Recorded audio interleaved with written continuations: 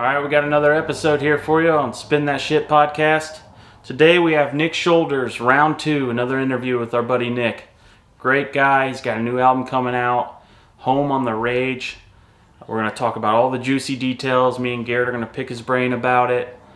He's going to pick us a few songs, so stay tuned for that. Before we do that, though, I want to mention, please subscribe to our YouTube channel. We're trying to grow this thing.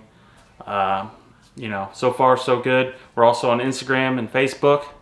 And let's dive in. How's it going? Round 2. Round 2, dude. How you been? It's been like 9 months since last time we talked to you. I know, my hair's turning white. It's been a long time. A lot of stress. It's all the stress. Hope you don't mind. Monica's gonna be in the background working on dinner. Yeah, we're all. Oh, my wife's in the kitchen doing the same thing. We all have the benefit of a lot of help right now, I guess. Yep, it's Taco Tuesday over here at my house, so you know how that is. Hell yeah. Got to love it. So we want to talk about this new album. What? No, it's not a big deal. It's really not a big deal. Yeah. Oh no, we're super laid back. Yeah, this is a highly informal performance. The higher we get, the more informal we are. New album's coming out in April. April 20th, speaking of, and it's going to be a weird kind of sound collage. It's not quite the dance album of yesteryear, but it's going to be fun. I think people are going to like some of the surprises. So definitely it sounds like something pretty different from previous records. You know, it's funny because it's different and it's not, because I get the feeling a lot of people are seeing my videos on YouTube and stuff, and that's kind of the first interaction that they're getting with the music, and that's just me and a guitar most of the time. And on record is sort of that they'll go to a streaming platform and be like, oh, I wasn't expecting a full band necessarily, you know. And so I think that, like, yeah, it's not that people have never heard me alone with a guitar before, but definitely on record we've been doing dance band stuff, and this is a time where there's not much dancing going on, so it's much more stripped down. Yeah. Okay. Cool. How'd you record it? I think you mentioned last time you tracked live on the other two. What about this one? Oh, I don't know any better. It's all live, baby. Yeah, this one's it's gonna be. I mean, there's a few things that we patch in. It's the 21st century, so we're given the benefit of being able to record analog. But like, if there's something that we got to like punch in, like a little harmony or a part like that, then we will do stuff like that. But this is about 90% live, I'd say. Awesome. Yeah. And all to tape in a living room in a house. You know, we're not studio people. We like our homes. We keep it homely and homey. Yeah, it's a better connection to the record. Totally. Yeah. I mean, if you are in a living room listening to a record, you know, I think that's a certain type of experience. And if you're in a club listening to it, that's another. But this is definitely like a living room experience type record, I would say. So it's probably for the best that I could see his like TV and couch and stuff the whole time that I was recording the thing. So totally is a homespun effort in every way. I'm glad you said that. I pre-ordered the album bundle yesterday. So sweet. That's pretty. Well, that's a whole other front of things that are going on with Garhole Records and all that. That's wild to me. Tell us a little bit about it. I mean, I didn't make it in time for the colored vinyl, but I prefer black most of the time anyway. Well, you know, I worked at a record store for a couple of years, and when we were just, you know, kind of hashing this out, like, what are we going to do? Is this going to be all color vinyl, or is it going to be all black vinyl? Like, what's the deal?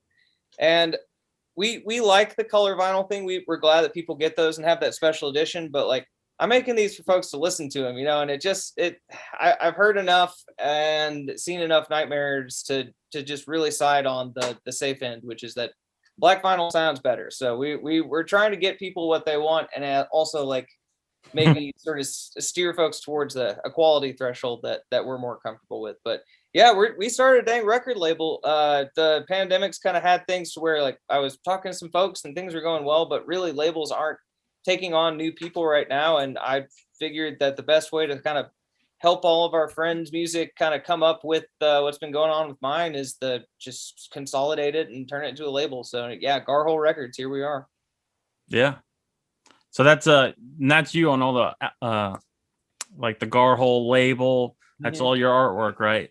Yeah, I do all the album artwork for the regular records, but with this one, we were like, we want to make kind of a slightly different aesthetic. Like, let's kind of go gothy maritime. So, yeah, I tried to make it a little more on that, like, yeah, I guess look like a Moby Dick engraving or something. I love it. Since last time I jumped on, I forget the name of your page. That it's just your artwork. Mm-hmm. What's Yeah, that? that's Some Dark Holler is the name of that Instagram. Yeah. Yeah, I actually loved a lot of those drawings. In fact, after this, when you have downtime, because I know you have nothing else to do ever, I'm gonna send you a picture of me, and I want your crazy '90s cartoon style. You turn me into whatever.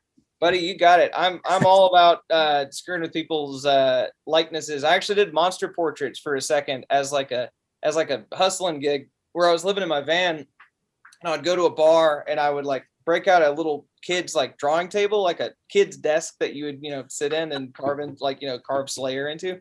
And I rigged up this little like sign that said like monster portraits for tips. And I would go to these bars while I was living in my van and yeah, post up and draw people and make them really ugly. So it's definitely it's part of my weird skill set. So you got it, bud. Can't draw a pretty girl. Oh yeah, she tried to get me to draw a pretty girl one time. She's like, "Do it, draw a pretty woman right now." And I was like, "Okay." And I tried, and it was like weird. So yeah, as you nailed it with the kind of distorted '90s cartoons. My brain's just like sort of a screwed up screen door with a bunch of dents and mold on it, and you get what you get.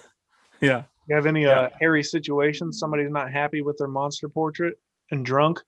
Totally. Actually, yeah, because I did that out west when I was in the van, but I did the trial run here in Arkansas, and it's a different kind of rowdy drunk. It's like Southern University town, like lots of woos, and so I was out there doing the thing, and I got this random crowd of real drunk ladies, and they like wanted all three of them on the same page, so I did it, and they got it back, and I could see the one was just like, you son of a, I like just wanted to kill me. And they're all kind of like unsteady on their feet and they're all laughing, and this one just never took her eyes off me, like, I'm gonna punch you. And I've never forgotten that look, and I hope I never get it again, because it was a chilling glare. Oh man, she must have thought she looked better. Well, I mean, it's again like you're getting my distorted version of it. So if anything, maybe she would take away from that all the things that she's not were on that page. Like I ran away with it, but they were all like whacked out. Like some people would ask to be like werewolves or like some really perverted stuff. It got really insane. Like people asked for the weirdest stuff. So like you should have filmed it. Drawings are totally floating around. I actually played a bar in Portland 2 summers ago, whenever that was, that music was happening last. And I was like, I don't know if y'all remember, but there's a kid with longer hair than me that is in here, and he drew these pictures, and they're like, oh, they're behind the bar. That was you. Holy shit. And so like, it's this whole wacky come back around thing where my drawings were in there like whatever 4 years later or something.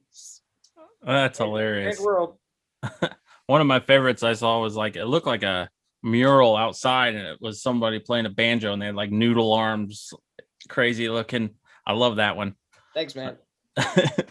So might have to turn them into posters and hang them in the studio. I've got some posters in the works. Maybe I'll pollute y'all's inbox with some of that. Yeah, that's awesome. So that new album, Home on the Rage, April, what is it, 20th? 20th, yes. It's okay. Actually more for Kurt, my label partner. It's his birthday, so happy birthday, Kurt, in advance. Happy birthday, Kurt. Happy birthday. Nice. The real one. You want to rip a tune for us real quick? Sure, why not? Should we do one off of the new guy, the coming record? Yeah. And that'd be great. Hopefully you don't get a copyright warning from me. I actually I uploaded a video with one of the new songs as the background of it. It was like a drawing time lapse, and I got an email that was like, you violated Nick Shoulder's copyright laws. And I was like, do tell. So like I am. That does exist. But I don't think you're probably safe. I'll change the key or something. How's my audio? Pretty good. Whoa. Hold on, it says playing music, set up professional audio. No, we're not gonna do that. Zoom's trying to get me in some weird thing. No. We're not that fancy. No, that costs money, I bet. Woo! There we go.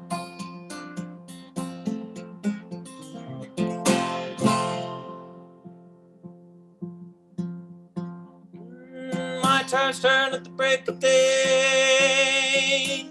I'd leave late just to get away. You call it splendor, I call it pain. I'm a limping back to the land of rain. I'll rise when the rooster crows. Rise when the rooster crows. I'm going back south where the sun shines hot. Oh, down where the river cane grows.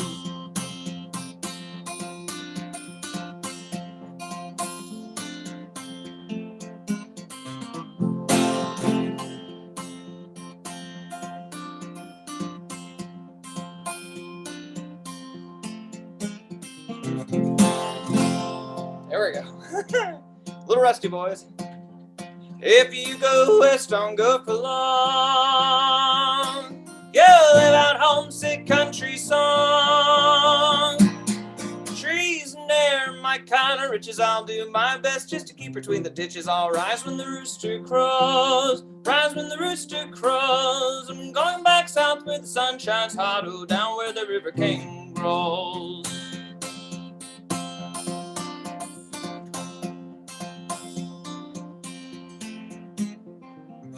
Let's get quiet. A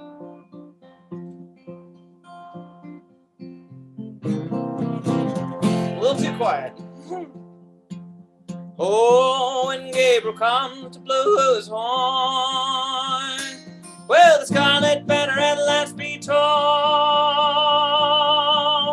Oh, prepare yourself and try to get away, 'cause you can't eat money and buy your fate. I'll rise when the rooster crows. Rise when the rooster crows. I'm going back south where the sun shines hot. Oh, down where the river cane grows. Rise when the rooster crows.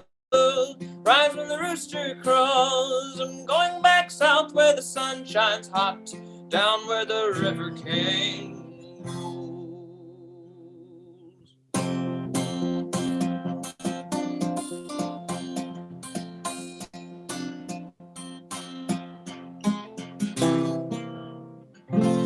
Hey, that's almost a song. I like that. Thanks, man. You're a perfect example of what people need to do with their lives. It's just have fun with it, okay? Plain and simple. I'm lucky enough to have fun. I'm really trying hard on this guitar thing. I'm not a seasoned guitar player, so there's a couple like attempts at being a real guitar player on this record, and that was me being like, oh yeah, you have to practice this all the time, otherwise you lose it. So appreciate y'all sticking with me there. Well, that was Rise When the Rooster Crows then? Mm-hmm. How many? Oh, go ahead. Oh, how many tracks on the new album? 12. Solid. And I've done my first whistle instrumental. This is new for me. We got 2 banjo tracks. That's all new to me. I was getting ready to ask that. Yeah, we got some banjo. I can actually do one of those while if we're doing songs today. Well, we'll have to see. Let's see. I got there's some one-man band recordings. Like I'm doing the whole foot drum, kick hi-hat deal, playing guitar. It's just it's great. And Grant, who he's been on the last 2 records, he sings the high harmonies and he plays bass. He's on 2 songs, so we got a little bit of that like older record feel where we got the high harmonies and the bass and stuff. But it's mostly a totally different kind of feel. It's like almost a folk record or like a sound collage or something. You know, it's different, but still me. Yeah. Well, the interview's working because I'm excited about it. So somebody's out there. Well, hey, mission accomplished, as a lesser man once said. Yeah. Especially the banjo tunes. I've been playing banjo for a little while, and cool, dude. On and off again. And I just stripped down banjo song, just keeping it simple. I just love those old tunes like Clawhammer stuff, and it's just it doesn't get old. The Clawhammer balladry is something that I kind of latched onto before I was doing this stuff. Like when I was a younger guy, I was playing drums for metal bands, and then I got into like old time banjo, and I didn't play guitar, so I was doing a lot of like kind of those solo Clawhammer ballad things before I figured out how to do the grandpa music and write more of these songs. So it's all close to my heart. I'm just glad I get to kind of like do this expose of all the little weird skills that I picked up over the years. Cause I used to play blues harmonica on like a touring band. And so on this record, I get to play some harmonica and stuff, so it's like, there's things I don't necessarily wear on my sleeve for the OK Crawdad band that are still part of the skill set. So I'm glad to bring those in. Yeah, that's awesome. The other one that you released out there, Turn on the Dark. Mm-hmm. How did you come up with that whole? I mean, it is like what I would describe hauntingly beautiful. That's what that's how I call it, haunting. Like, I love that. Well, can we just walk through this? Because it's actually really funny how that turned out. Yeah. This damn banjo here. So when I was, this is like 5 or 6 years ago, I bought a van and I was like, okay, cool. I'm gonna make these two little like demos, these EPs, and one of them is going to be Saint God, and that's going to be me doing like weird, like whacked out fuzzy guitar and like playing foot drums, and the other one is going to be called OK Crawdad, and that's where I'm going to play like weird warbly spooky banjo songs with whistling and the like kick drum hi-hat. So I had this song Turn on the Dark, which I played on a banjo. It was like it was fast, and I'd recorded that whole thing on a tape recorder in a barn out in the woods in Arkansas, and it sounds super whacked out. And I kind of just stuffed it away, and neither of those demos did that well, but OK Crawdad did a little bit better than Saint God. So it's like, well, I'll stick with the banjo thing and the kind of warbly whistle bit. And that was like before I'd ever really kind of given thought to doing more guitar and the old honky tonk songs. But Turn on the Dark just stayed, kind of in the closet for 4 years, 5 years, I guess it's been, and didn't really see the light of day. And then I was thinking about what to put on this record, and I was like, well, what do I have for old songs? And I just remembered, like, damn, I bet if we slowed that one down to a trot and made it a little more like, expansive and fun and kind of and just gave it the room to breathe, to be like a scary gothic country song, then it might actually work. And I dug that sucker back up, and sure enough, it's a fun song. Like, I wasn't sure if it was going to work out or not, but I'm stoked that people like it, because it's definitely the only like minor sort of freaky haunting song I have out there. So I'm glad that it's the one that sort of leads the charge on Home on the Rage. You could come up with some imagery for that too, if you had to do a little animated video or something. Oh, dude, you need an animated video with your spin on it. I'm working on it, boys. Trust me. But we're doing. Hopefully this pans out. But Mike from Western AF is planning on doing a video with me, and we're actually hoping he can fly out here in the next couple of weeks, because we were going to do it during the snow hell of the last bit. But literally, he showed up that weekend, and we're looking at the forecast, and like the old folks out in the mountains were like, boys, don't come. It's going to get bad. They're canceling church. We're not doing anything. And we're like, okay, so we're not making this documentary. We're not making a music video. Like, gotta go. So there is a video coming down the pipe, but it's going to involve like, weird gothy country imagery, and then I'm going to paint during it also. So there will be some like art involved. So, well, fingers crossed this thing happens someday. Yeah. Now, Mike, he was the one that did your collage video. Everyone's sending in the submissions, right? Right. Yeah. Which was hilarious, because that all got put together in the spring when that was more relevant. And then by the time we were all not busy enough to release it, we're like, we're all kind of tired of being inside. Like, this isn't something anyone's really celebrating anymore. So it's definitely like, it was funny the timing of that thing. But it's a great video. I had so much fun with that. Oh, I might have to email him and chew him out a little bit, because my submission didn't make it. Damn it. See, that breaks my heart. Very good. Well, he told me there were a few that didn't make it for random resolution purposes and people's orientation and stuff, but he must have just been talking shit. You should probably email him and say some nasty stuff. It wasn't any good. I'm gonna tell him I went on the remix. Round 2, 2024 edition. Yeah. Oh God, COVID 2024. I know. I can't wait. 2040, baby. Oh gosh. No thanks. Thanks. No thanks. What else, Garrett? What else can we ask this? Well, I think I saw the other day, maybe 3 or 4 days ago. Looks like you're hitting the road for 6 or 7 spots. Is that still going on? What's that going to look like? We're doing basically a listening party tour where I'm going to have some paintings and, the whole merch setup, which has been just sort of in the digital realm since COVID fired up. But basically, we're doing super low capacity shows that are ticketed, and they all sold out, which is crazy. It's absolutely insane.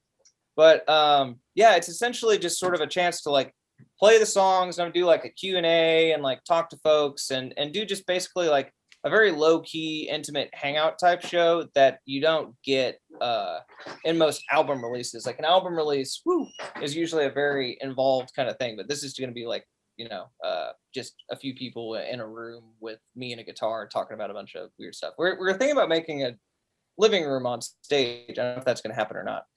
That'd be cool. Yeah, you know, bring the inside out. Yeah. Yeah, just to play in front of people on some sort of a live format would just be, I'm sure, amazing feeling for artists to get back out there. Trust me. I mean, I did just a couple really low attendance shows in Nashville that I didn't even really advertise, just to kind of keep attendance down for practical purposes. And it was crazy affirming. I was just like, whoa, yeah, that's right. That's why I did this all the time, because it feels good. This is great. Everybody's having fun. Like, oh yeah, that's right. I play music because of this, not to like, you know, whatever, check your Instagram. Like it's just a terrible realm of digital music. I'm not a fan. I came up doing this to like play street corners in a million bars, just play music all the time. Like I wasn't in this to have the digital realm. So it's cool to like see the show starting to come together. And then we got big plans for the end of the summer. You know, we might be going to Europe if that all pans out, and like some local stuff during the summer. But I'm definitely like aware that we're walking out on a limb, and that this is definitely risky getting anything together this time, because it could all just implode. You know, it could get canceled very easily. But from what I've been seeing in a lot of these bigger cities, Asheville, Nashville and stuff, the shows I have been at or have participated in, like they've got their stuff together. They got people making sure that no one's like screwing up, and like everybody plays by the rules and is super chill. And it's just like, okay, well, if this is what we have to do to make this work, I'm fine with this. You know, like it's just at a certain point, everyone starts getting wasted and things are a little iffy. But you know, hell, I'm here for the fun, so it's doesn't bother me too much. You were at D's, right? Mm-hmm. In Nashville. Yeah, I saw you over there. I love that place. That's a good spot. Such a good spot. I'd never played there before, but I rolled up and, you know, I kind of was just like flipping through what they had been doing recently. I was like, oh, wow, this is really cool people play here. I'm pretty lucky to do this. I guess I wasn't paying attention. Yeah. And I saw you got a tintype taken too, right? Yeah. I actually been checking the mailbox every day waiting for that damn thing. Yeah. I just here recently just bought all kinds of extra gear and lighting for portrait tintypes and wet plate. I love it. That's sick. It's magic. Yo, just watching that go down, I was like, transform right in front of your eyes. Yeah. It's like yeah, it's unbelievable. Yeah. Right. You want to jam us another one? Then we'll Sure. Let's do I promised a bango tune. Yeah. I got nylon strings on this thing, so it sounds a little wacky.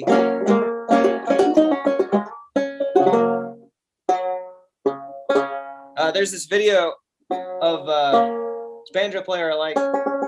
He's talking about tuning a banjo, and he's like, well, when a banjo player is fiddling around with the tuning, they're not messing around. They want you to enjoy it. And I just think about that all the time. It's like, yeah, because it can sound really bad. It's the loudest acoustic instrument and the softest plugged in one. But yeah, this one is, it takes a tiny bit of explaining, but this one's called New Dying Soldier, and it's based off of an old song called The Dying Soldier. And it was an old Appalachian ballad that comes over from Scotland and Ireland and England. And it's probably like 1300s, who knows? It's a very, very old war song, and basically just sort of adapted it to the hell no, I don't want to have a civil war again kind of thing. But this is all sort of set to the epigenetic trauma of my great grandfather, who swam across the Mississippi River during the Battle of Vicksburg after he starved to death being shelled for a certain amount of time. So this is nearly starved to death. But this is a song of reconciliation and fun and banjo.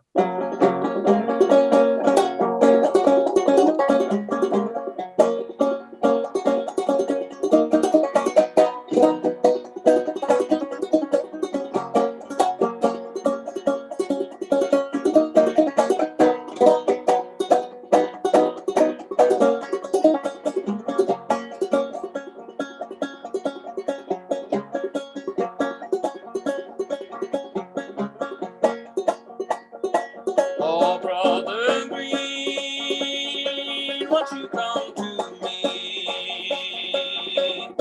For I am shot and bleeding.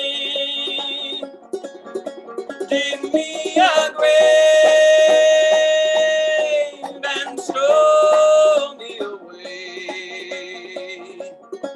For I am not your villain, and every war is a rich man's war, and every fight a failure. Don't tread on we, your brother green. To reach you I am trying.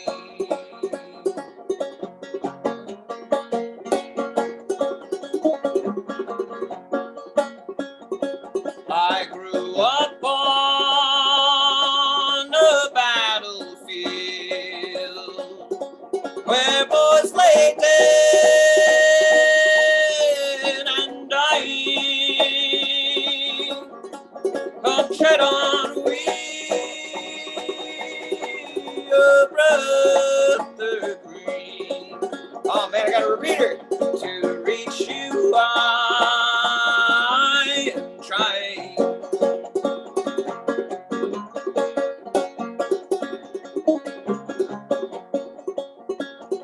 Jim Riley, nearly starved you see, faced every shell at Vicksburg, the western shore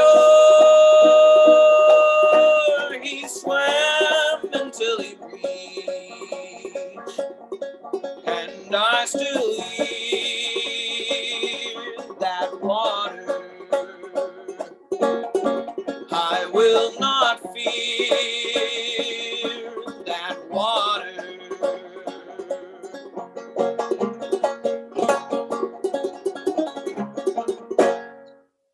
Banjo. Killed it. Knock that sucker out of tune. Was it? Is it "Don't Tread on We"? Yeah. Love it. Love that. It's a conciliatory song. It's got it's personal. You don't get a lot of like historical songs that are also personal, and that happens to be one of them. Yeah. Amazing. Yeah, like that nylon string is definitely a warmer tone, isn't it? Dude, that thing shreds. Hey, that's a cutie. I got this little one down here. Ugh. Oh, son, I'm so sorry. Never mind. That's not happening anymore. I apologize, little dog. You broke something? Not quite enough room between the edge of the desk and me to pull that creature up. Right on. We'll throw that one in the bloopers.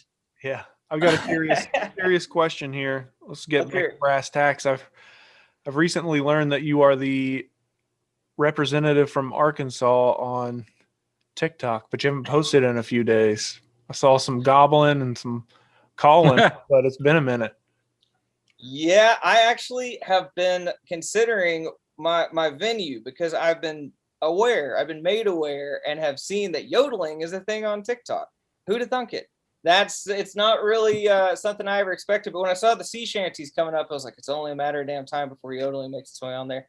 Yeah. So I have this tunnel under Fayetteville that's called the Gates of Hell, and it's very echoey. So I think what I'm going to go do is get down to the Gates of Hell here in a couple of days and make me a TikTok. But yeah, challenge accepted. I hear you. I really do. It's been too long. Yeah, they're funny. They're good. Okay. Last time we didn't do this with you, but we started with other artists. We've got a little list of questions, and they can be short and sweet. It doesn't matter. Whatever you want to do. Anyway, number one, artist to work with. Who would you like to work with that you haven't worked with? That I haven't worked with. And it can be anyone, any genre. Doesn't matter. Lordy. Wow.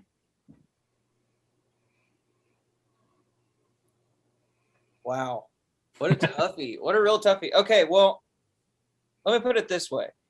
I came up a drummer, right? You know, so I like to play with a ton of people. Like I would play, there's like so many people I'd like to play drums for.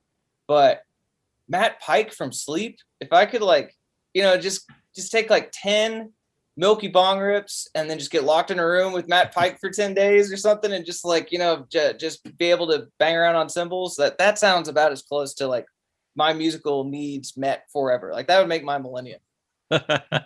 Amazing. All right, this next one is basically we're using this to settle a bet between Justin and I. One likes one likes the other. So if you had to pick Beatles or Stones. Jesus. Oh, okay. Have you ever heard Lemmy's take on this? I love it. Lemmy Kilmister of Motorhead. No, I haven't heard it. He's like, well, you know, the Beatles, they're actually tough. You know, they're guys from Liverpool. Rolling Stones are in art school. A bunch of, you know, they're not actually tough or cool. It's the Beatles with real, man. And I hear that and I'm like, I can see it. So Forever and Always, Your Blues, YER Blues on the White Album is better than any blues song that, you know, Keith Richards ever came up with. I was kind of raised on both. I don't know, man. That's so hard. Oh, shucks. I'm going to have to say, It probably changes on the day and on the mood. Yeah. That's me, what it's turned into. Okay, how about come with it? I'm gonna plead the fifth on that one, but I'll come with a third angle that my old man gave me, and that is, you know, all this Stones Beatles talk is all revisionist history. The Who were the best band in the world in 1965, and so I don't know if that's true, but my dad's side of the family are like weird Who worshippers. Like they got posters of Keith Moon around and stuff. They're like all about it. But we also, you know, I was raised on the Beatles. I'm gonna go with Beatles. Fuck it. That's me saying. All right. You know what Justin is feeling now? He's saying, yes, I'm lonely, want to die. That's your baby. I'm losing this battle, man. Jeez. I mean, okay, let's talk drummers too. Yeah. Ringo's got my favorite drum tone. He did the dead snare. Nobody did the dead snare really that much before Ringo. It sounds like he's playing like some screwed up toy. It's like a pile of wet cardboard boxes. I love it. It's so awesome. Yeah. How old are you, by the way? Because my dad is huge on Who as well. I'm 31. I guess my dad's 66 this year. Okay. Something like that. I should know that probably. I know he qualifies for a vaccine early-ish, so that's probably why. There you go. Yeah. Okay. I could see that. My dad's like pushing 60 now, and I'm 34. Well, so what was his Who album that he pressed on y'all? Because that's always a different question depending on the fan. I don't know. When I was younger, I didn't like any sort of that type of music, so it just went to just start with the greatest hits, and you'll figure out what you want. Well, okay, so I've been telling people if they ever want to like have their allegiances to like Led Zeppelin and, you know, the Stones and all of that challenged, listen to a lot of Who Live at Leeds. Like Who Live at Leeds, when like that Magic Bus version and Sparks, it's heavy, man. It's like really good. And they're just tearing things up and there's like insane distortion. And you're just like, oh yeah, that's why this is proto-punk, because these dudes were wild. Like this is super wild. Yeah. I'm gonna write that down so I don't forget. Yeah, put that one in your back pocket. Live at Leeds. It's a great album. Okay, the other one is an artist or song that you're embarrassed to maybe mention or tell people that you like or listen to. Guilty pleasure. Your guilty pleasure. Maybe not embarrassed is probably the wrong word, but I mean something you don't go flaunting around saying that you listen to. Totally. So there's two sides of this, because I feel like there's an unfortunate sort of depiction that, like, you know, punk world and country kid world, those are like incompatible entirely. And so in punk world, everybody's embarrassed to admit they love Blink-182. You know, there's some part of everybody that knows all those songs. And coming up a drummer, I could probably play an adapted Blink-182 song as a country song from any of those albums if you just put the challenge. Like, do it, man. You gotta do it. I mean, I hope no one ever holds me to that, because I'm going to embarrass myself like hell. But like, seriously, that stuff's burned in my brain. And on the other side of it, you know, like if you are from anything resembling a rural era, you know, tons of just gnarly, ridiculous pop country. And I totally like, have some of those songs that I never wanted in my head are just burned in there. Like I know every single word to "If You're Going Through Hell," like all that shit's just right there. So I dig, like, man, I know every word to Rednecker from Hardy. I know some of these like really ridiculous recent pop country songs. I love them. They're great. It's just like I can't deny that pop country and pop punk have some weird overplay. I mean, Taylor Swift at times just sounds like pop punk to me, and it's like the same production stuff, and it's like I could see why people like this. It's easy to listen to. Yeah. Sure. All right. Wait, what's your guilty pleasure? I have to hear it. Oh man. Mine's not really guilty. I got Taylor's new album. I like that. I like Billie Eilish a lot. It's all good. Billie Eilish. I'm into her. My drummer is freaking out on Billie right now. I see her posted all the time. I'm just like, that's so sick. Yeah, she's great. Yeah. All right, so I think we have two more. This one is, if you could wake up tomorrow with the talent or the knowledge to play an instrument you don't already play it flawlessly, what would you want to play? Oh, Jesus. Well, I have a contrarian streak, and I like the work of learning an instrument. Like right now I'm trying to learn on my grandpa's fiddle, and it's hell. Monica, I'm sure could attest to how bad it is, but I like the process. I'm a process oriented individual, but if I wanted to learn an instrument tomorrow that I could wreak havoc with, it'd be the bagpipes. I would wake up and I'd be a flawless bagpipe player, and I would walk up and down Dixon Street with an amplifier, and I'd drive these people crazy. That's the best answer. That's amazing. That's the best one that's answered so far on that question for sure. Well, let's hope it never happens. Okay.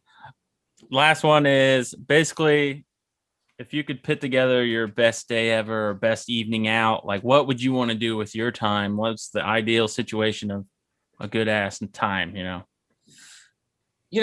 I've played some really amazing stages. I've been unbelievable places and watched sunsets and stuff, but nothing has ever given me quite the thrill or made me feel like a human being, like being on a big, fast, scary freight train at sunset during like warm times, just like seeing, mountains and trees and the wind on your face. I'm just a sucker for that wind on your face and get kind of ripped around with G-force and noise. I just like, things that are bigger than you, like the tradition of country music and dinosaurs and trains and clouds, things that are like giant, observable, scary things I love. So, get me on a southbound freight with the wind in my face and the sun setting, and I'm totally cool.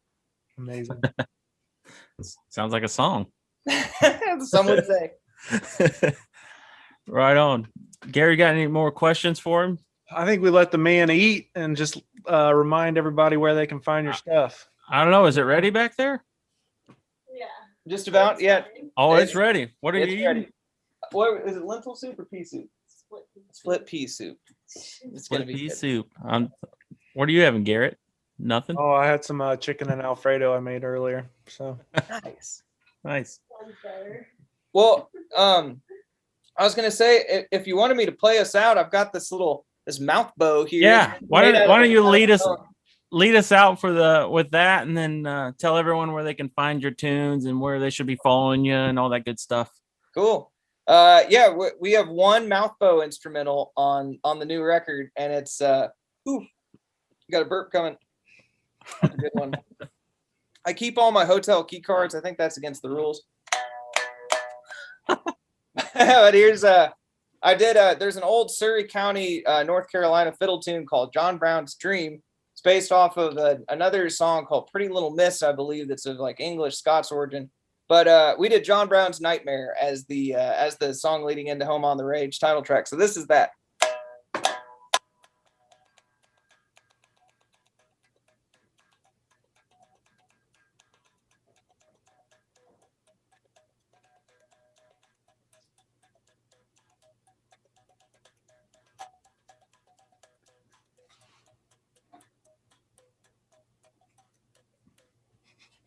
Woo, there she goes. I think it was so loud we couldn't hear it. yeah, the vibrations weren't working. Yeah, this thing's a little quieter than the other one. We'll call that a okay. I'll try and turn it up once it comes on. Use your imagination piece. Yeah, you can. Yeah, if you ever heard the fiddle tune, just fill in the blanks. There you go. Right on. Have now you bring that out on shows and play that on the road, I'm assuming? I have. I actually just saw, or I was driving around Little Rock, and the radio came out. It's like, well, this week on Ozark Highlands Radio, we have Nick Shoulders, and they like, I was like, oh shit, that's right, I did that episode, and I listened back to part of it, and I was like, I totally played Mouthbow on stage in front of these like Ozark folk experts who are all like listening to these amazing generational players of these instruments, and I was like, I didn't whiff it that hard, but I hope someday to get another stab at it. Amazing. That's awesome. All right, man. Well, I'm sure we'll catch up to you soon and for another interview down the road. And I appreciate y'all having me so much. It's fun chitting, chatting, and oh yeah, you can find all my stuff on the World Wide Web, Spotify and Instagram, and we mentioned TikTok and LiveJournal, and yeah, y'all find me out there. All right. All right. Well, All right, appreciate y'all. have a good dinner. We'll see you. Thanks. See you.